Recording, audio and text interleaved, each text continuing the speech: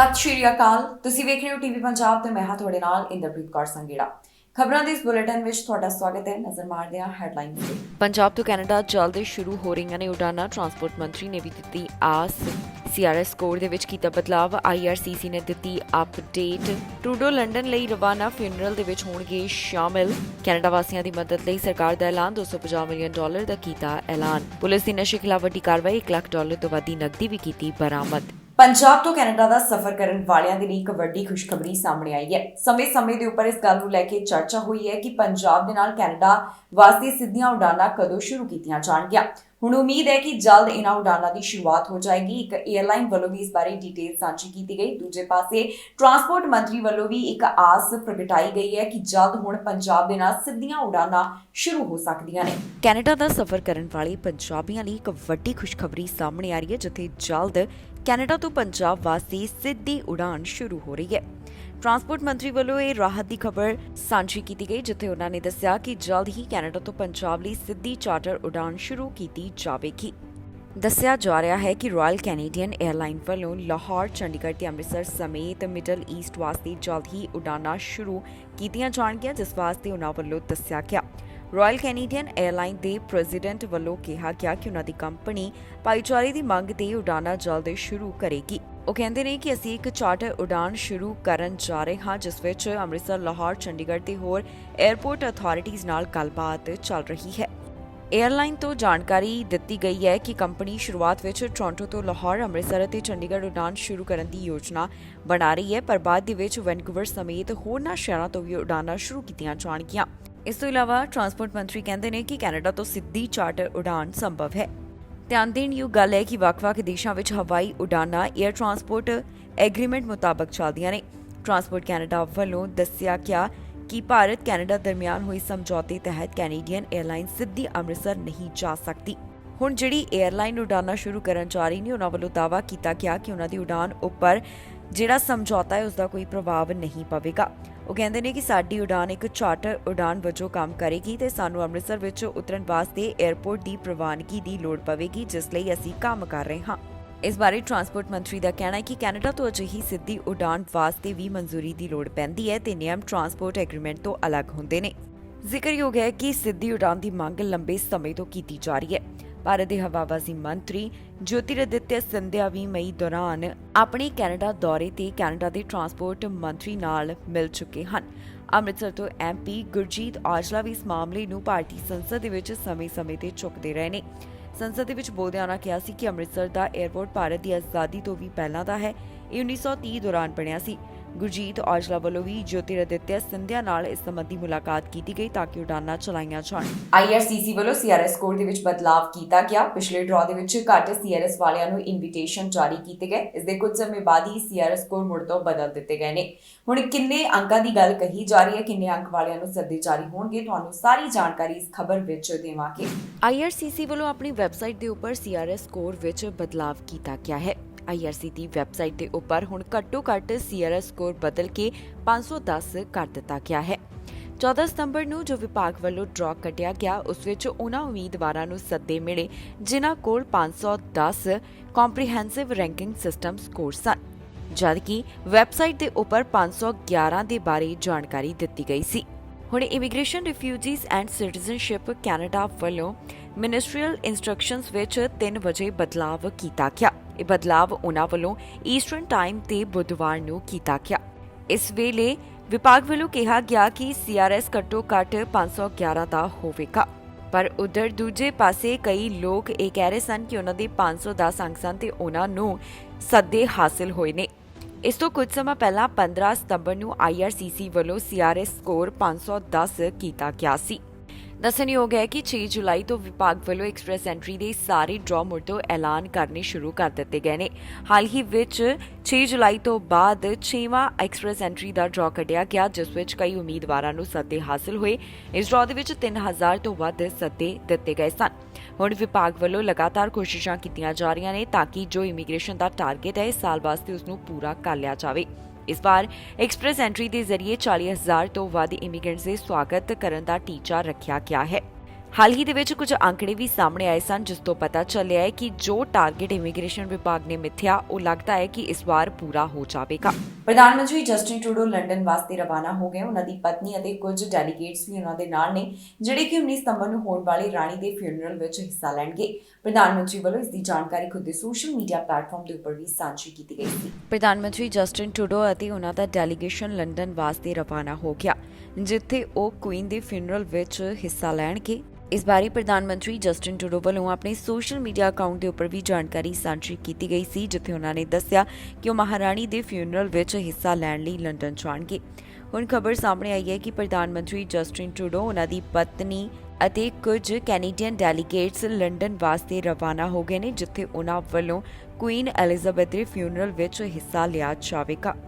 ਪਤਾ ਚੱਲਿਆ ਹੈ ਕਿ 2000 ਤੋਂ ਵੱਧ ਲੋਕ ਇੱਥੇ ਫਿਊਨਰਲ ਦੇ ਵਿੱਚ ਸ਼ਾਮਿਲ ਹੋਣਗੇ। ਰਾਣੀ ਦਾ ਫਿਊਨਰਲ 19 ਸਤੰਬਰ ਨੂੰ ਹੋਣ ਜਾ ਰਿਹਾ ਹੈ ਜਿਸ ਤੋਂ ਪਹਿਲਾਂ ਪ੍ਰਧਾਨ ਮੰਤਰੀ ਜਸਟਿਨ ਟਰੂਡੋ ਵੱਲੋਂ ਕੈਨੇਡਾ ਦੇ ਵਿੱਚ ਇੱਕ ਖਾਸ ਵੱਡਾ ਐਲਾਨ ਵੀ ਕਰ ਦਿੱਤਾ ਗਿਆ। ਪ੍ਰਧਾਨ ਮੰਤਰੀ ਵੱਲੋਂ ਫੈਡਰਲ ਛੁੱਟੀ ਦਾ 19 ਸਤੰਬਰ ਲਈ ਐਲਾਨ ਕੀਤਾ ਗਿਆ ਹੈ ਜਿਸ ਸੰਬੰਧੀ ਕੁਝ ਸੂਬਿਆਂ ਵੱਲੋਂ ਵੀ ਜਾਣਕਾਰੀ ਸਾਂਝੀ ਕੀਤੀ ਗਈ। ਕਈ ਸੂਬਿਆਂ ਦੇ ਵਿੱਚ ਵੀ 19 ਸਤੰਬਰ ਨੂੰ ਸਰਕਾਰੀ ਛੁੱਟੀ ਹੋਵੇਗੀ ਪਰ ਦੂਜੇ ਪਾਸੇ ਕਈ ਸੂਬੇ ਛੁੱਟੀ ਨਹੀਂ ਕਰਨਗੇ। ਇਸ ਤੋਂ ਇਲਾਵਾ ਇਹ ਵੀ ਜਾਣਕਾਰੀ ਸਾਹਮਣੇ ਆਈ ਹੈ ਕਿ ਸੋਮਵਾਰ ਵਾਲੇ ਦਿਨ ਕੈਨੇਡਾ ਦੇ ਵਿੱਚ ਬੈਂਕ ਖੁੱਲੇ ਰੱਖੇ ਜਾਣਗੇ। ਕੈਨੇਡਾ ਸਰਕਾਰ ਵੱਲੋਂ ਇੱਕ ਵੱਡੀ ਰਾਹਤ ਦਾ ਐਲਾਨ ਕੀਤਾ ਗਿਆ। ਕੈਨੇਡਾ ਵਾਸੀਆਂ ਲਈ ਇਹ ਰਾਹਤ ਐਲਾਨੀ ਗਈ ਹੈ ਜਿੱਥੇ $250 ਮਿਲੀਅਨ ਦੇ ਕਰੀਬ ਫੰਡਿੰਗ ਦੀ ਜਾਣਕਾਰੀ ਦਿੱਤੀ ਗਈ।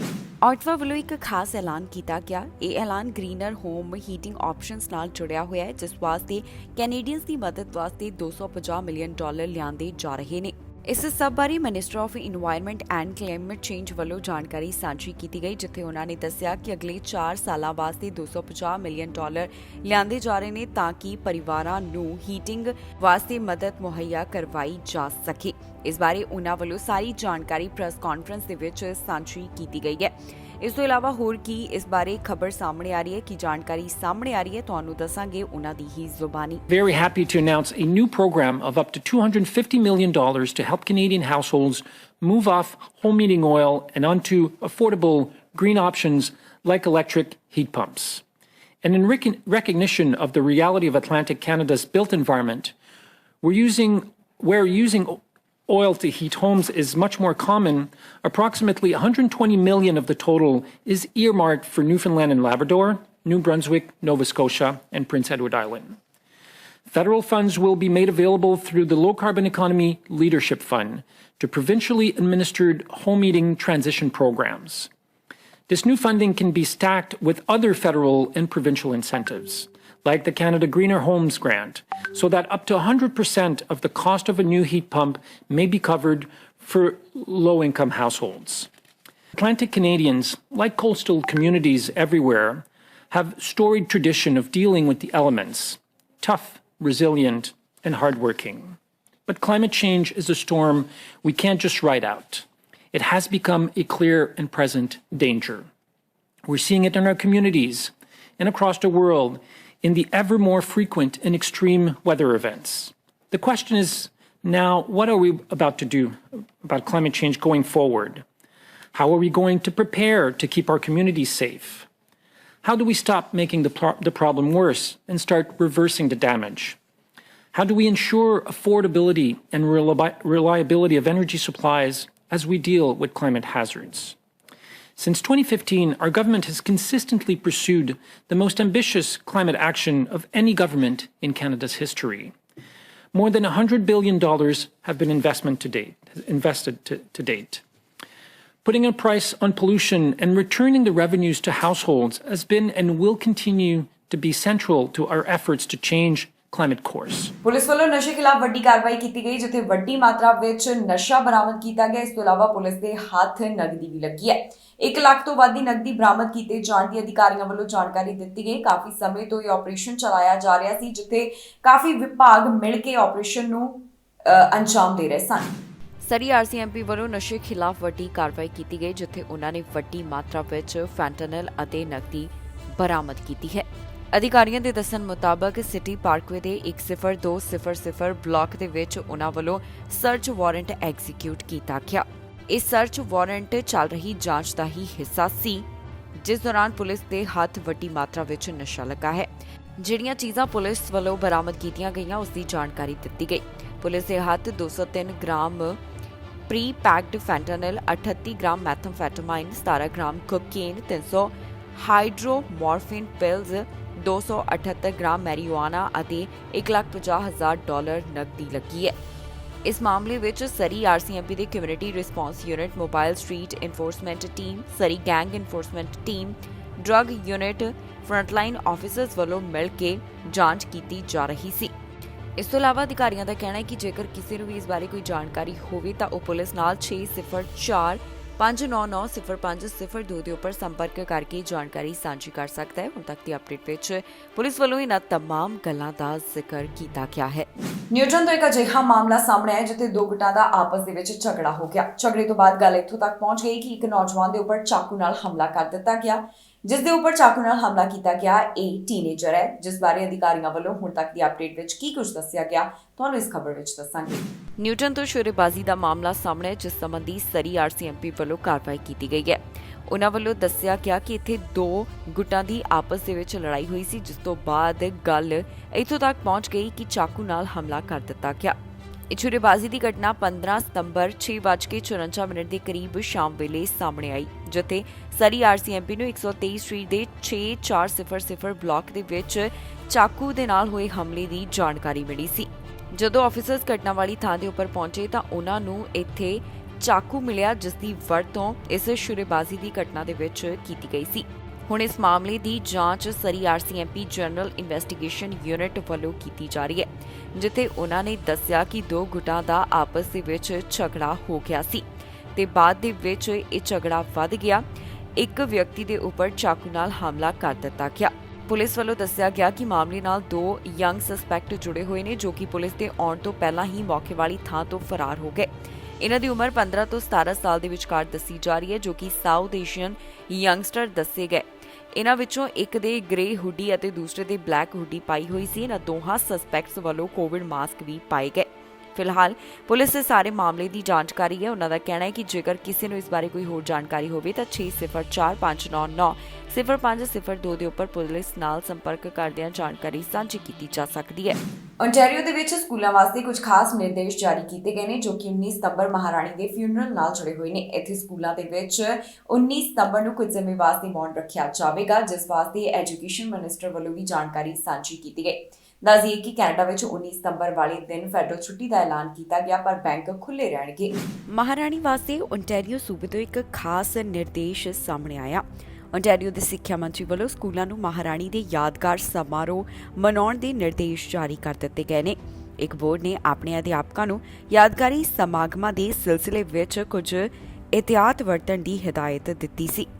ਦਰਅਸਲ ਓਨਟਾਰੀਓ ਦੇ ਸਿੱਖਿਆ ਮੰਤਰੀ ਵੱਲੋਂ ਜਿਹੜੇ ਨਿਰਦੇਸ਼ ਜਾਰੀ ਕੀਤੇ ਗਏ, ਉਹਨਾਂ ਮੁਤਾਬਕ ਸਕੂਲਾਂ ਦੇ ਵਿੱਚ ਮਹਾਰਾਣੀ ਐਲਿਜ਼ਾਬੈਥ ਨੂੰ ਯਾਦ ਕਰਨਾ ਅਤੇ ਉਹਨਾਂ ਦੇ ਅੰਤਿਮ ਸੰਸਕਾਰ ਵੇਲੇ ਕੁਝ ਸਮੇਂ ਲਈ ਮੌਨ ਧਾਰਨ ਕਰਨਾ ਜ਼ਰੂਰੀ ਹੋਵੇਗਾ। ਸਪੋਕਸਪਰਸਨ ਮੁਤਾਬਕ ਸਾਰੇ ਸਕੂਲ ਬੋਰਡਾਂ ਅਤੇ ਅਧਿਕਾਰੀਆਂ ਨੂੰ ਪੱਤਰ ਭੇਜੇ ਗਏ ਨੇ ਤੇ ਮਹਾਰਾਣੀ ਦੀ ਯਾਦਗਾਰ ਵਿੱਚ ਸ਼ਰਧਾਂਜਲੀ ਦੇਣ ਦੀ ਹਦਾਇਤ ਦਿੱਤੀ ਗਈ ਹੈ। ਲੀਜੇ ਦੇ ਸਪੋਕਸਪਰਸਨ ਮੁਤਾਬਕ ਮਿਨਿਸਟਰ ਨੇ ਸਕੂਲ ਲੀਡਰਾਂ ਨੂੰ ਦੱਸਿਆ ਹੈ ਕਿ ਸੋਮਵਾਰ ਨੂੰ ਸਕੂਲਾਂ ਵਿੱਚ ਮਹਾਰਾਣੀ ਦੀ ਯਾਦ ਵਿੱਚ ਕੁਝ ਸਮੇਂ ਵਾਸਤੇ ਮੌਨ ਧਾਰਨ ਕੀਤਾ ਜਾਵੇਗਾ ਅਤੇ ਮਹਾਰਾਣੀ ਐਲਿਜ਼ਾਬੈਥ ਦੀ ਸਾਡੇ ਸੂਬੇ ਤੇ ਸਾਡੇ ਦੇਸ਼ ਸਾਰੇ ਕਾਮਨਵੈਲਥ ਵਾਸਤੇ ਪਾਈ ਯੋਗਦਾਨ ਅਤੇ ਕਿੰਗ ਚਾਰਲਸ ਦੇ ਤਖਤ ਸੰਭਾਲਣ ਬਾਰੇ ਸਿੱਖਿਅਕ ਐਕਟੀਵਿਟੀਜ਼ ਹੋਣੀਆਂ ਚਾਹੀਦੀਆਂ ਹਨ, ਇਹ ਵੀ ਉਹਨਾਂ ਵੱਲੋਂ ਕਿਹਾ ਗਿਆ। ਦੱਸ ਦਈਏ ਕਿ ਉਹਨਾਂ ਦੇ ਦੱਸਣ ਮੁਤਾਬਕ ਓਨਟਾਰੀਓ ਦੇ ਇੱਕ ਵਿਸ਼ੇਸ਼ ਸਕੂਲ ਬੋਰਡ ਨੂੰ ਸੂਬਾ ਸਰਕਾਰ ਦੀਆਂ ਉਮੀਦਾਂ ਦੀ ਪਾਲਣਾ ਕਰਨ ਦੇ ਨਿਰਦੇਸ਼ ਦਿੱਤੇ ਗਏ ਸਨ। ਇੱਥੇ ਇਹ ਵੀ ਧਿਆਨ ਦੇਣ ਯੋਗ ਹੈ ਕਿ York regional district school board ਨੇ ਆਪਣੇ ਪ੍ਰਸ਼ੰਸਕਾਂ ਨੂੰ ਮਹਾਰਾਣੀ ਦੀ ਮੌਤ ਸੰਬੰਧੀ ਬਹੁਤ ਵੱਡੇ ਪੱਧਰ ਤੇ ਆਯੋਜਨ ਨਾ ਕਰਨ ਦੇ ਨਿਰਦੇਸ਼ ਦਿੱਤੇ ਸਨ। ਪ੍ਰਧਾਨ ਮੰਤਰੀ ਜਸਟਿਨ ਟਰੂਡੋ ਵੱਲੋਂ ਮਹਾਰਾਣੀ ਦੇ ਅੰਤਿਮ ਸੰਸਕਾਰ ਵਾਲੇ ਦਿਨ ਫੈਡਰਲ ਛੁੱਟੀ ਦਾ ਐਲਾਨ ਕੀਤਾ ਗਿਆ। ਨੋਵਾ ਸਕੋਸ਼ੀਆ, ਨਿਊ ਬਰਨਸਵਿਕ ਤੇ ਨਿਊ ਫਾਊਂਡਲੈਂਡ ਐਂਡ ਲੈਬਰਾਡੋਰ ਸੂਬਿਆਂ ਨੇ ਇਸੇ ਤਰ੍ਹਾਂ ਹੀ ਸੂਬਾਈ ਛੁੱਟੀ ਦਾ ਐਲਾਨ ਕੀਤਾ ਹੈ, ਜਿਸ ਵਿੱਚ ਸਕੂਲ ਅਤੇ ਸਰਕਾਰੀ ਦਫ਼ਤਰ ਬੰਦ ਰਹਿਣਗੇ। ਬ੍ਰਿਟਿਸ਼ ਕੋਲੰਬੀਆ ਵਿੱਚ ਵੀ ਸਕੂਲ ਤੇ ਸਰਕਾਰੀ ਦਫ਼ਤਰ ਬੰਦ ਰੱਖੇ ਜਾਣੇ ਹਨ, ਪਰ ਓਨਟਾਰੀਓ ਨੇ 19 ਸਤੰਬਰ ਨੂੰ ਸੋਗ ਦਾ ਦਿਨ ਮਨਾਉਣ ਦਾ ਫੈਸਲਾ ਕੀਤਾ। ਪਰ ਇੱਥੇ ਛੁੱਟੀ ਐਲਾਨ ਨਹੀਂ ਕੀਤੀ ਗਈ। ਯਾਰਕ ਰੀਜਨਲ ਡਿਸਟ੍ਰਿਕਟ ਬੋਰਡ ਦਾ ਕਹਿਣਾ ਹੈ ਕਿ ਉਹਨਾਂ ਦੀਆਂ ਹਦਾਇਤਾਂ ਸੂਬਾ ਸਰਕਾਰ ਵੱਲੋਂ ਆਪਣੀਆਂ ਯੋਜਨਾਵਾਂ ਜਾਰੀ ਕਰਨ ਤੋਂ ਪਹਿਲਾਂ ਭੇਜੀਆਂ ਗਈਆਂ ਸਨ ਤੇ ਲੇਚੇ ਵੱਲੋਂ ਨਿਰਦੇਸ਼ ਜਾਰੀ ਹੋਣ ਤੋਂ ਬਾਅਦ ਬੋਰਡ ਇਹਨਾਂ ਦੀ ਪਾਲਣਾ ਕਰੇਗਾ। ਮਮੀਕੋ ਪਾਰਕ ਵਿੱਚ ਗੋਲੀਬਾਰੀ ਦਾ ਮਾਮਲਾ ਸਾਹਮਣੇ ਆਇਆ, ਜਿੱਥੇ ਇੱਕ ਦੀ ਮੌਤ ਹੋ ਗਈ ਤੇ ਇੱਕ ਜ਼ਖਮੀ ਦੱਸਿਆ ਜਾ ਰਿਹਾ ਹੈ। ਗੋਲੀਬਾਰੀ ਦੀ ਇਸ ਘਟਨਾ ਦੇ ਬਾਰੇ ਪੁਲਿਸ ਅਧਿਕਾਰੀਆਂ ਵੱਲੋਂ ਜਾਣਕਾਰੀ ਸਾਂਝੀ ਕੀਤੀ ਗਈ। ਪੀੜਤਾਂ ਦੀ ਪਹਿਚਾਣ ਅਜੇ ਨਹੀਂ ਦੱਸੀ ਗਈ। ਮਮੀਕੋ ਪਾਰਕ ਵਿੱਚ ਗੋਲੀਆਂ ਚੱਲੀਆਂ, ਜਿਸ ਤੋਂ ਬਾਅਦ ਇੱਕ ਦੀ ਮੌਤ ਹੋ ਗਈ ਤੇ ਇੱਕ ਗੰਭੀਰ ਹਾਲਤ ਵਿੱਚ ਜ਼ਖਮੀ ਦੱਸਿਆ ਗਿਆ। ਟੋਰਾਂਟੋ ਪੁਲਿਸ ਅਤੇ ਪੈਰਾਮੈਡਿਕਸ ਵੱਲੋਂ ਹੁਣ ਇਸ ਮਾਮਲੇ ਬਾਰੇ ਜਾਣਕਾਰੀ ਦਿੱਤੀ ਗਈ, ਜਿੱਥੇ ਉਹਨਾਂ ਨੇ ਦੱਸਿਆ ਕਿ ਉਹਨਾਂ ਨੂੰ ਮਮੀਕੋ ਵਾਟਰ ਫਰੰਟ ਪਾਰਕ ਦੇ ਨੇੜੇ ਬੁਲਾਇਆ ਗਿਆ, ਜਿੱਥੇ 8:30 ਦੇ ਕਰੀਬ ਗੋਲੀਆਂ ਚੱਲਣ ਦੇ ਬਾਰੇ ਉਹਨਾਂ ਨੂੰ ਜਾਣਕਾਰੀ ਮਿਲੀ। ਪੁਲਿਸ ਨੂੰ ਦੱਸਿਆ ਗਿਆ ਕਿ ਇੱਥੇ 15 ਤੋਂ 20 ਜਾਣਿਆਂ ਦਾ ਆਪਸ ਵਿੱਚ ਝਗੜਾ ਹੋ ਗਿਆ ਤੇ ਉਹਨਾਂ ਕੋਲ ਹਥਿਆਰ ਵੀ ਦੇਖੇ ਗਏ। ਜਦੋਂ ਮੌਕੇ ਵਾਲੀ ਥਾਂ ਦੇ ਉੱਪਰ ਉਹ ਪਹੁੰਚੇ ਤਾਂ ਉਹਨਾਂ ਨੇ ਦੇਖਿਆ ਕਿ 2 ਵਿਅਕਤੀ ਜਿਨ੍ਹਾਂ ਦੀ ਉਮਰ 20 ਸਾਲ ਦੇ ਕਰੀਬ ਦੱਸੀ ਗਈ, ਉਹ ਜ਼ਖਮੀ ਹਾਲਤ ਵਿੱਚ ਸਨ। ਪੁਲਿਸ ਅਧਿਕਾਰੀਆਂ ਦੇ ਦੱਸਣ ਮੁਤਾਬਕ ਇੱਕ ਦੇ ਉੱਪਰਲੇ ਹਿੱਸੇ ਵਿੱਚ ਗੋਲੀਆਂ ਲੱਗੀਆਂ ਤੇ ਉਸ ਨੂੰ ਮੌਕੇ ਵਾਲੀ ਥਾਂ ਦੇ ਉੱਪਰ ਹੀ ਮ੍ਰਿਤਕ ਐਲਾਨ ਕਰ ਦਿੱਤਾ ਗਿਆ, ਜਦਕਿ ਦੂਸਰੇ ਪੀੜਤ ਨੂੰ ਟਰਾਮਾ ਸੈਂਟਰ ਵਿੱਚ ਭਰਤੀ ਕਰਵਾਇਆ ਗਿਆ, ਜਿੱਥੇ ਉਸ ਦੀ ਹਾਲਤ ਗੰਭੀਰ ਬਣੀ ਹੋਈ ਹੈ। ਹੁਣ ਇਸ ਮਾਮਲੇ ਦੀ ਜਾਂਚ ਹੋਮਿਸਾਈਡ ਯੂਨਿਟ ਵੱਲੋਂ ਕੀਤੀ ਜਾ ਰਹੀ ਹੈ। ਸਸਪੈਕਟ ਬਾਰੇ ਅਜੇ ਬਹੁਤੀ ਡਿਟੇਲ ਜਨਤਕ ਨਹੀਂ ਕੀਤੀ ਗਈ। ਮਾਮਲੇ ਦੀ ਜਾਂਚ ਹਾਲੇ ਸ਼ੁਰੂਆਤੀ ਪੜਾਅ ਦੇ ਉੱਪਰ ਹੈ। ਪੁਲਿਸ ਅਧਿਕਾਰੀਆਂ ਦਾ ਕਹਿਣਾ ਹੈ ਕਿ ਜੇਕਰ ਕਿਸੇ ਨੂੰ ਵੀ ਇਸ ਬਾਰੇ ਕੋਈ ਜਾਣਕਾਰੀ ਹੋਵੇ, ਜੇਕਰ ਉਹ ਕੋਈ ਜਾਣਕਾਰੀ ਸਾਂਝੀ ਕਰਨਾ ਚਾਹੁੰਦੇ ਨੇ ਤਾਂ ਪੁਲਿਸ ਨਾਲ ਜ਼ਰੂਰ ਸੰਪਰਕ ਕਰਨ। ਫਿਲਹਾਲ ਪੀੜਤਾਂ ਦੇ ਨਾਮ ਅਜੇ ਤੱਕ ਪੁਲਿਸ ਵੱਲੋਂ ਜਨਤਕ ਨਹੀਂ ਕੀਤੇ ਗਏ ਤੇ ਨਾ ਹੀ ਸਸਪੈਕਟ ਦੇ ਬਾਰੇ ਦੱਸਿਆ ਗਿਆ। ਮਾਮਲੇ ਦੀ ਜਾਂਚ ਪੜਤਾਲ ਜਾਰੀ ਹੈ, ਜਿਸ ਤੋਂ ਬਾਅਦ ਬਾਕੀ ਦੀ ਜਾਣਕਾਰੀ ਸਾਂਝੀ ਕੀਤੀ ਜਾਵੇਗੀ। ਘਰ ਵਿੱਚ ਅੱਗ ਲੱਗਣ ਦਾ ਮਾਮਲਾ ਸਾਹਮਣੇ ਆਇਆ, ਜਿਸ ਵਿੱਚ 2 ਜਾਣੇ ਜ਼ਖਮੀ ਹੋਏ ਹਨ। ਇੱਕ ਔਰਤ ਅਤੇ ਵਿਅਕਤੀ ਇੱਥੇ ਜ਼ਖਮੀ ਪਾਏ ਗਏ। ਫਾਇਰ ਫਾਈਟਰਸ ਆਪਣੇ ਕੰਮ ਵਿੱਚ ਜੁਟੇ ਹੋਏ ਸਨ। 22 ਫਾਇਰ ਫਾਈਟਰਸ ਮੌਕੇ ਵਾਲੀ ਥਾਂ ਦੇ ਉੱਪਰ ਮੌਜੂਦ ਸਨ। ਅਧਿਕਾਰੀਆਂ ਵੱਲੋਂ ਹੁਣ ਇਸ ਬਾਰੇ ਕੀ ਡਿਟੇਲ ਦਿੱਤੀ ਗਈ, ਤੁਹਾਨੂੰ ਇਸ ਖਬਰ ਵਿੱਚ ਦੱਸਾਂਗੇ। ਮਾਮਲਾ ਬਰਲਿੰਗਟਨ ਤੋਂ ਸਾਹਮਣੇ ਆਇਆ, ਜਿੱਥੇ ਘਰ ਵਿੱਚ ਅੱਗ ਲੱਗੀ, ਜਿਸ ਦੌਰਾਨ 2 ਜਾਣੇ ਜ਼ਖਮੀ ਹੋ ਗਏ ਹਨ। ਪੁਲਿਸ ਵੱਲੋਂ ਇਸ ਘਟਨਾ ਦੇ ਬਾਰੇ ਜਾਣਕਾਰੀ ਸਾਂਝੀ ਕੀਤੀ ਗਈ, ਜਿੱਥੇ ਉਹਨਾਂ ਦੱਸਿਆ ਕਿ ਮਾਮਲੇ ਦੀ ਜਾਂਚ ਪੜਤਾਲ ਜਾਰੀ ਹੈ। ਇਹ ਘਟਨਾ ਹਾਈਵੇ 407 ਦੇ ਘਰ ਨੇੜਿਓਂ ਸਾਹਮਣੇ ਆਈ, ਜਿੱਥੇ 1:15 ਦੇ ਕਰੀਬ ਤੜਕੇ ਸਮੇਂ ਘਰ ਵਿੱਚ ਅੱਗ ਲੱਗੀ ਹੈ। ਕ੍ਰਿਊਜ਼ ਵੱਲੋਂ ਦੱਸਿਆ ਗਿਆ ਕਿ ਘਰ ਵਿੱਚੋਂ ਅੱਗ ਦੀਆਂ ਲਪਟਾਂ ਨਿਕਲ ਰਹੀਆਂ ਸਨ ਤੇ ਉਹਨਾਂ ਨੂੰ ਧੂੰਆਂ ਵੀ ਦਿਖਾਈ ਦਿੱਤਾ। ਹਾਲਟਨ ਪੁਲਿਸ ਦੇ ਦੱਸਣ ਮੁਤਾਬਕ ਇੱਥੇ 2 ਜਾਣੇ ਉਹਨਾਂ ਨੂੰ ਮਿਲੇ ਜੋ ਕਿ ਇਸ ਘਟਨਾ ਵਿੱਚ ਪ੍ਰਭਾਵਿਤ ਹੋਏ। ਇੱਕ ਵਿਅਕਤੀ ਇੱਕ ਔਰਤ ਦੱਸੇ ਗਏ, ਜਿਨ੍ਹਾਂ ਨੇ ਆਪਣੇ ਅੰਦਰ ਧੂੰਆਂ ਇਨਹੇਲ ਕਰ ਲਿਆ। ਇਸ ਮਾਮਲੇ ਦੇ ਵਿੱਚ ਇੱਕ ਔਰਤ ਜ਼ਖਮੀ ਪਾਈ ਗਈ, ਜਿਸ ਨੂੰ ਹਸਪਤਾਲ ਵਿੱਚ 에ਅਰ ਲਿਫਟ ਕੀਤਾ ਗਿਆ। ਮੌਕੇ ਵਾਲੀ ਥਾਂ ਦੇ ਉੱਪਰ 22 ਫਾਇਰ ਫਾਈਟਰਸ ਕੰਮ ਦੇ ਵਿੱਚ ਜੁਟੇ ਹੋਏ ਸਨ, ਜਿਨ੍ਹਾਂ ਵੱਲੋਂ ਅੱਗ ਬੁਝਾਉਣ ਦੀਆਂ ਕੋਸ਼ਿਸ਼ਾਂ ਕੀਤੀਆਂ ਗਈਆਂ। ਬਰਲਿੰਗਟਨ ਫਾਇਰ ਵੱਲੋਂ ਦੱਸਿਆ ਗਿਆ ਕਿ ਇਸ ਅੱਗ ਦੀ ਸ਼ੁਰੂਆਤ ਲਿਵਿੰਗ ਰੂਮ ਤੋਂ ਸਾਹਮਣੇ ਆਈ ਤੇ ਹੁਣ ਮਾਮਲੇ ਦੀ ਜਾਂਚ ਫਾਇਰ ਮਾਰਸ਼ਲ ਵੱਲੋਂ ਵੀ ਕੀਤੀ ਜਾਵੇਗੀ। ਫਿਲਹਾਲ ਜਿਹੜੇ 2 ਜ਼ਖਮੀ ਹੋਏ ਨੇ ਉਹਨਾਂ ਦੀ ਪਹਿਚਾਣ ਨਹੀਂ ਦੱਸੀ ਗਈ ਤੇ ਨਾ ਹੀ ਬਹੁਤੀ ਡਿਟੇਲ ਦਿੱਤੀ ਗਈ ਹੈ। ਪੁਲਿਸ ਅਧਿਕਾਰੀਆਂ ਦਾ ਕਹਿਣਾ ਹੈ ਕਿ ਮਾਮਲੇ ਦੀ ਜਾਂਚ ਪੜਤਾਲ ਜਾਰੀ ਹੈ, ਜਿਸ ਤੋਂ ਬਾਅਦ ਬਾਕੀ ਦੀ ਡਿਟੇਲ ਉਹਨਾਂ ਵੱਲੋਂ ਦਿੱਤੀ ਜਾਵੇਗੀ। ਹੁਣ ਤੱਕ ਦੀ ਅਪਡੇਟ ਵਿੱਚ ਇਹਨਾਂ तमाम ਗੱਲਾਂ ਦਾ ਜ਼ਿਕਰ ਕੀਤਾ ਗਿਆ। ਹਾਦਸਾ ਵਾਪਰਿਆ, ਜਿਸ ਵਿੱਚ ਇੱਕ ਮੋਟਰਸਾਈਕਲਿਸਟ ਜ਼ਖਮੀ ਦੱਸਿਆ ਜਾ ਰਿਹਾ ਹੈ। ਪੁਲਿਸ ਅਧਿਕਾਰੀਆਂ ਵੱਲੋਂ ਪੀੜਤ ਦੀ ਪਹਿਚਾਣ ਜਨਤਕ ਨਹੀਂ ਕੀਤੀ ਗਈ ਤੇ ਨਾ ਹੀ ਦੂਸਰੇ ਵਾਹਨ ਦੀ ਕੋਈ ਹੋਰ ਡਿਟੇਲ ਦਿੱਤੀ ਗਈ ਹੈ। ਫਿਲਹਾਲ ਮਾਮਲੇ ਦੀ ਜਾਂਚ ਪੜਤਾਲ ਜਾਰੀ ਹੈ। TPS ਬਾਈਕ ਦੇ ਨਾਲ ਇੱਕ ਮੋਟਰਸਾਈਕਲਿਸਟ ਦੀ ਟੱਕਰ ਹੋ ਗਈ, ਜਿਸ ਤੋਂ ਬਾਅਦ ਪੁਲਿਸ ਵੱਲੋਂ ਜਾਂਚ ਪੜਤਾਲ ਕੀਤੀ ਜਾ ਰਹੀ ਹੈ। ਇਹ ਮਾਮਲਾ ਡਾਊਨਟਾਊਨ ਤੋਂ ਸਾਹਮਣੇ ਆਇਆ ਹੈ।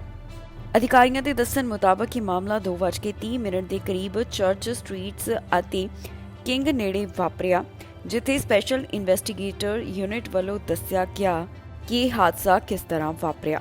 ਹਾਦਸੇ ਦੇ ਵਿੱਚ ਮੋਟਰਸਾਈਕਲਿਸਟ ਨੂੰ ਸੱਟਾਂ ਆਈਆਂ ਨੇ, ਜਿਸ ਬਾਰੇ ਅਧਿਕਾਰੀਆਂ ਵੱਲੋਂ ਜਾਣਕਾਰੀ ਸਾਂਝੀ ਕੀਤੀ ਗਈ। ਹੁਣ ਇਸ ਮਾਮਲੇ ਦੀ ਉਹਨਾਂ ਵੱਲੋਂ ਇਨਵੈਸਟੀਗੇਸ਼ਨ ਕੀਤੀ ਜਾ ਰਹੀ ਹੈ। ਪੀੜਤ ਦਾ ਨਾਮ ਅਜੇ ਤੱਕ ਜਨਤਕ ਨਹੀਂ ਕੀਤਾ ਗਿਆ ਤੇ ਨਾ ਹੀ ਇਸ ਬਾਰੇ ਹੋਰ ਬਹੁਤੀ ਡਿਟੇਲ ਦਿੱਤੀ ਗਈ ਹੈ। ਹੁਣ ਤੱਕ ਦੀ ਅਪਡੇਟ ਦੇ ਵਿੱਚ ਸਿਰਫ ਇਹਨਾਂ ਗੱਲਾਂ ਦਾ ਹੀ ਜ਼ਿਕਰ ਕੀਤਾ ਗਿਆ ਕਿ ਇਸ ਹਫ਼ਤੇ ਦੀ ਸ਼ੁਰੂਆਤ ਦੇ ਵਿੱਚ ਇਹ ਹਾਦਸੇ ਦਾ ਮਾਮਲਾ ਸਾਹਮਣੇ ਆਇਆ ਸੀ, ਜਿਸ ਬਾਰੇ ਹੁਣ ਅਧਿਕਾਰੀਆਂ ਵੱਲੋਂ ਇਨਵੈਸਟੀਗੇਸ਼ਨ ਸ਼ੁਰੂ ਕਰ ਦਿੱਤੀ ਗਈ ਹੈ ਤਾਂ ਕਿ ਪਤਾ ਲਗਾਇਆ ਜਾ ਸਕੇ ਕਿ ਇਹ ਹਾਦਸਾ ਇੱਥੇ ਕਿਸ ਤਰ੍ਹਾਂ ਵਾਪਰਿਆ। ਇਸ ਤੋਂ ਇਲਾਵਾ ਉਹਨਾਂ ਵੱਲੋਂ ਫਿਲਹਾਲ ਕੋਈ ਹੋਰ ਜਾਣਕਾਰੀ ਸਾਂਝੀ ਨਹੀਂ ਕੀਤੀ ਗਈ, ਸਿਰਫ ਇਹਨਾਂ तमाम ਗੱਲਾਂ ਦਾ ਜ਼ਿਕਰ ਕੀਤਾ ਗਿਆ।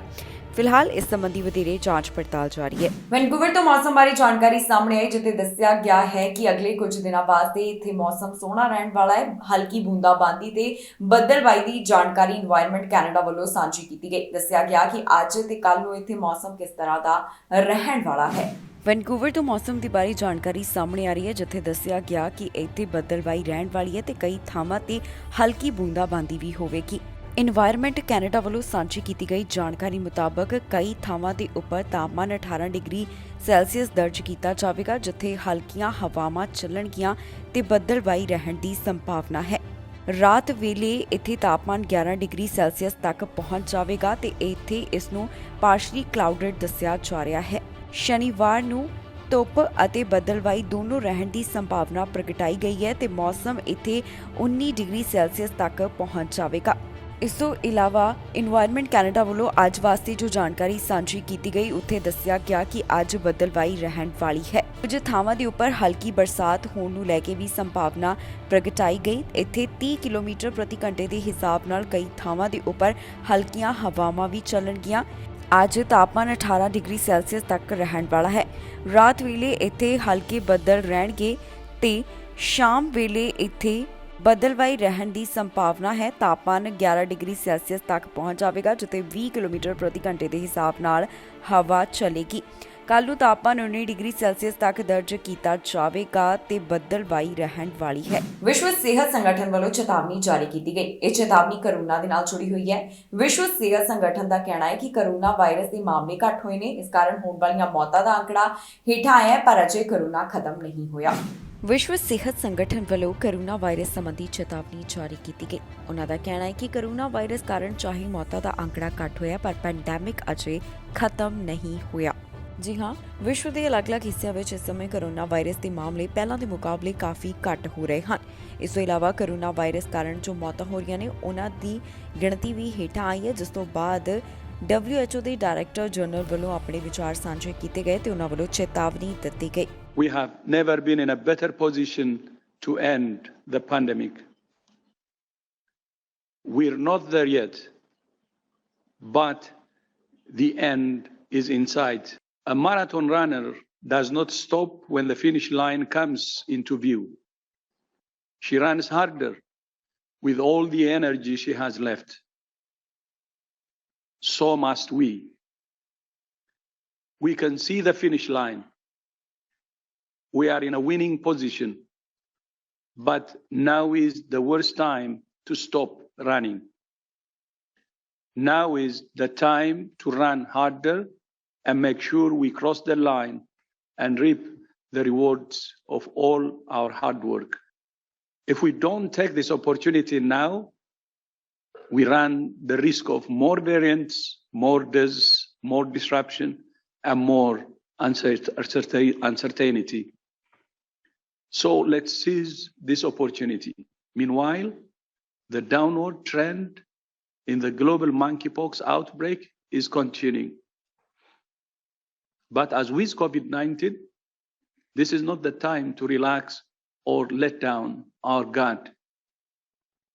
This is the time for all affected countries and communities to keep doing what's working. Bharat ਦੇ ਪ੍ਰਧਾਨ ਮੰਤਰੀ ਨਰਿੰਦਰ ਮੋਦੀ ਵੱਲੋਂ ਰੂਸ ਦੇ ਰਾਸ਼ਟਰਪਤੀ ਨੂੰ ਇੱਕ ਖਾਸ ਸਲਾਹ ਦਿੱਤੀ ਗਈ ਹੈ, ਜਿੱਥੇ ਉਹਨਾਂ ਨੇ ਬੈਠਕ ਦੌਰਾਨ ਪੁਤਿਨ ਨੂੰ ਕਿਹਾ ਕਿ ਇਹ ਵੇਲਾ ਯੰਗ ਦਾ ਯੁੱਗ ਨਹੀਂ ਹੈ। ਜੀ ਹਾਂ, ਇਸ ਤੋਂ ਬਾਅਦ ਪੁਤਿਨ ਵੀ ਆਪਣਾ ਪੱਖ ਰੱਖਦੇ ਹੋਏ ਦਿਖਾਈ ਦਿੱਤੇ। ਇਹਨਾਂ ਦੋਹਾਂ ਲੀਡਰਾਂ ਦੀ ਇੱਕ ਬੈਠਕ ਦੇ ਵਿੱਚ ਮੁਲਾਕਾਤ ਹੋਈ, ਜਿਸ ਦੌਰਾਨ ਪ੍ਰਧਾਨ ਮੰਤਰੀ ਨਰਿੰਦਰ ਮੋਦੀ ਵੱਲੋਂ ਇਹ ਵਿਚਾਰ ਸਾਂਝੇ ਕੀਤੇ ਗਏ। ਪ੍ਰਧਾਨ ਮੰਤਰੀ ਨਰਿੰਦਰ ਮੋਦੀ ਵੱਲੋਂ ਰੂਸ ਦੇ ਰਾਸ਼ਟਰਪਤੀ ਨੂੰ ਇੱਕ ਖਾਸ ਗੱਲ ਆਖੀ ਗਈ ਹੈ। ਮੋਦੀ ਦਾ ਪੁਤਿਨ ਨੂੰ ਕਹਿਣਾ ਹੈ ਕਿ ਮੌਜੂਦਾ ਯੁੱਗ ਜੰਗ ਦਾ ਯੁੱਧ ਨਹੀਂ ਹੈ। ਇਹਨਾਂ ਦੋਹਾਂ ਲੀਡਰਾਂ ਦੀ ਆਪਸ ਦੇ ਵਿੱਚ ਮੁਲਾਕਾਤ ਉਜ਼ਬੇਕਿਸਤਾਨ ਦੇ ਇੱਕ ਸੰਗਠਨ ਦੀ ਬੈਠਕ ਦੇ ਵਿੱਚ ਹੋਈ। ਜੀ ਹਾਂ, ਭਾਰਤ ਦੇ ਪ੍ਰਧਾਨ ਮੰਤਰੀ ਨਰਿੰਦਰ ਮੋਦੀ ਨੇ ਹੁਣ ਰੂਸ ਦੇ ਰਾਸ਼ਟਰਪਤੀ ਵਲਾਦੀਮੀਰ ਪੁਤਿਨ ਨੂੰ ਕਿਹਾ ਹੈ ਕਿ ਦੁਨੀਆ ਵਿੱਚ ਇਸ ਸਮੇਂ ਫੂਡ ਅਤੇ ਫਿਊਲ ਸੁਰੱਖਿਆ ਵਰਗੀਆਂ ਵੱਡੀਆਂ ਚਿੰਤਾਵਾਂ ਹਨ ਤੇ ਹੁਣ ਦਾ ਯੁੱਗ ਜੰਗ ਦਾ ਯੁੱਧ ਨਹੀਂ ਹੈ। ਉਜ਼ਬੇਕਿਸਤਾਨ ਵਿੱਚ ਸ਼ੰਘਾਈ ਸਹਿਯੋਗ ਸੰਗਠਨ ਸੰਮੇਲਨ ਦੀ ਬੈਠਕ ਦੌਰਾਨ ਮੋਦੀ ਨੇ ਪੁਤਿਨ ਨੂੰ ਇਹ ਗੱਲ ਆਖੀ ਹੈ, ਜਿੱਥੇ ਉਹ ਕਹਿੰਦੇ ਨੇ ਕਿ ਮੈਂ ਜਾਣਦਾ ਹਾਂ ਕਿ ਇਹ ਯੁੱਗ ਯੰਗ ਦਾ ਯੁੱਗ ਨਹੀਂ ਹੈ ਤੇ ਮੈਂ ਇਸ ਬਾਰੇ ਤੁਹਾਡੇ ਨਾਲ ਫੋਨ ਤੇ ਵੀ ਗੱਲ ਕੀਤੀ ਸੀ। ਮੋਦੀ ਨੇ ਕਿਹਾ ਕਿ ਡੈਮੋਕ੍ਰੇਸੀ ਵਿੱਚ ਦੁਨੀਆ ਨੂੰ ਇਕਜੁੱਟ ਹੋਣਾ ਜ਼ਰੂਰੀ ਹੈ। ਪੁਤਿਨ ਨੇ ਕਿਹਾ ਕਿ ਉਹ ਯੂਕਰੇਨ ਜੰਗ ਸੰਬੰਧੀ ਮੋਦੀ ਦੇ ਖਦਸ਼ਿਆਂ ਨੂੰ ਸਮਝਦੇ ਨੇ। ਉਹ ਕਹਿੰਦੇ ਨੇ ਕਿ ਮੈਂ ਯੂਕਰੇਨ ਸੰਕਟ ਸੰਬੰਧੀ ਤੁਹਾਡਾ ਪੱਖ ਜਾਣਦਾ ਹਾਂ ਤੇ ਤੁਹਾਡੇ ਖਦਸ਼ਿਆਂ ਤੋਂ ਵਾਕਿਫ ਹਾਂ। ਅਸੀਂ ਇਸ ਸਭ ਨੂੰ ਜਲਦੀ ਤੋਂ ਜਲਦੀ ਖਤਮ ਕਰਨਾ ਚਾਹੁੰਦੇ ਹਾਂ। ਪੁਤਿਨ ਨੇ ਇਸ ਸਮਾਗਮ ਦੌਰਾਨ ਚੀਨ ਦੇ ਰਾਸ਼ਟਰਪਤੀ ਸ਼ੀ ਜਿਨਪਿੰਗ ਨਾਲ ਮੁਲਾਕਾਤ ਕੀਤੀ ਅਤੇ ਇਹ ਮੰਨਿਆ ਕਿ ਉਹ ਚੀਨ ਦੇ ਖਦਸ਼ਿਆਂ ਨੂੰ ਵੀ ਸਮਝਦੇ ਹਨ। ਦੱਸ ਦਈਏ ਕਿ ਉਜ਼ਬੇਕਿਸਤਾਨ ਵਿੱਚ ਆਯੋਜਿਤ ਸ਼ੰਘਾਈ ਸਹਿਯੋਗ ਸੰਗਠਨ ਦੀ ਬੈਠਕ ਵਿੱਚ ਭਾਰਤ, ਚੀਨ, ਰਸ਼ੀਆ, ਪਾਕਿਸਤਾਨ, ਕਜ਼ਾਕਿਸਤਾਨ, ਕਿਰਗਿਸਤਾਨ, ਤਜ਼ਿਕਸਤਾਨ ਅਤੇ ਉਜ਼ਬੇਕਿਸਤਾਨ ਹਿੱਸਾ ਲੈ ਰਹੇ ਹਨ। ਇਸ ਦੇ ਨਾਲ ਹੀ ਜਾਂਦੇ ਇੱਕ ਵਾਰ ਫਿਰ ਤੋਂ ਨਜ਼ਰ ਮਾਰਦੇ ਹਾਂ ਹੈਡਲਾਈਨਸ ਤੇ। ਪੰਜਾਬ ਤੋਂ ਕੈਨੇਡਾ ਜਲਦ ਸ਼ੁਰੂ ਹੋ ਰਹੀਆਂ ਨੇ ਉਡਾਨਾਂ, ਟਰਾਂਸਪੋਰਟ ਮੰਤਰੀ ਨੇ ਵੀ ਦਿੱਤੀ ਆਸ। CRS ਸਕੋਰ ਦੇ ਵਿੱਚ ਕੀਤਾ ਬਦਲਾਵ, IRCC ਨੇ ਦਿੱਤੀ ਅਪਡੇਟ। ਟਰੂਡੋ ਲੰਡਨ ਲਈ ਰਵਾਨਾ, ਫਿਊਨਰਲ ਦੇ ਵਿੱਚ ਹੋਣਗੇ ਸ਼ਾਮਿਲ। ਕੈਨੇਡਾ ਵਾਸੀਆਂ ਦੀ ਮਦਦ ਲਈ ਸਰਕਾਰ ਦਾ ਐਲਾਨ, $250 ਮਿਲੀਅਨ ਦਾ ਕੀਤਾ ਐਲਾਨ। ਪੁਲਿਸ ਦੀ ਨਸ਼ੇ ਖਿਲਾਫ ਵੱਡੀ ਕਾਰਵਾਈ, $1 ਲੱਖ ਤੋਂ ਵੱਧ ਦੀ ਨਕਦੀ ਵੀ ਕੀਤੀ ਬਰਾਮਦ। ਖਬਰਾਂ ਦੇ ਇਸ ਬੁਲੇਟਿਨ ਵਿੱਚ ਨਹੀਂ, ਫਿਲਹਾਲ ਮੈਨੂੰ ਇੰਦਰਪ੍ਰੀਤ ਕੌਰ ਸੰਗੇੜਾ ਨੂੰ ਦਿਓ ਇਜਾਜ਼ਤ ਤੇ ਤੁਸੀਂ ਵੇਖਦੇ ਰਹੋ TV ਪੰਜਾਬ।